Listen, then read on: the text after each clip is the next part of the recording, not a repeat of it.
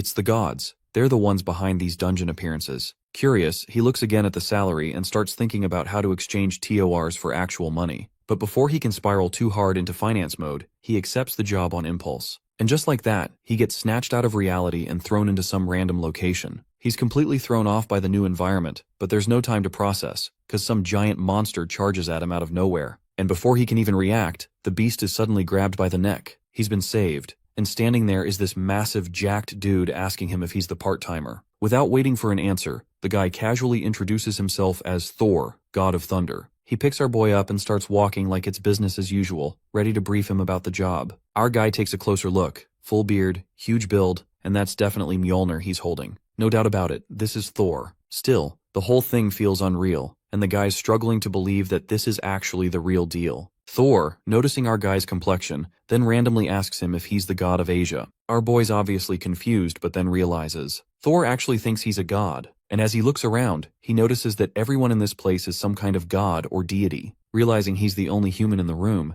he panics for a second, but decides to play along. He lies and says he's in charge of a small mountain. Shockingly, it works. Thor totally buys it and even says he's heard of mountain gods before. Apparently, they've got a reputation for being super passionate. But then Thor hesitates, saying Damduk looks a bit too human. Our guy starts sweating internally, thinking he's about to get exposed. But he pushes through, claiming that he lives among humans to understand how to help them better. Thor seems satisfied with that answer, and even praises him for caring about humanity, saying that's exactly the mindset he's looking for, especially since they're building a place for humans to face serious trials. The scene jumps again, and Thor now asks if Damduk knows about the Minotaur Labyrinth. He confirms, and Thor points toward the concept, telling him he'll be helping construct that very labyrinth. While Damduk watches the insane dungeon gate with amazement, one of the old gods casually tells him to keep it moving since they're actually busy. The scene shifts, and we see our guys putting in some work. He hears the workers mention a need for support in wheelbarrowing over in Sector E6, and of course, without hesitation, he signs himself up. The gods, surprisingly, notice how hard he's grinding, and one of them even throws him a warning to watch his step before he ends up face first in a ditch. Damduk, still in cheerful NPC mode, tells them to save him if that happens.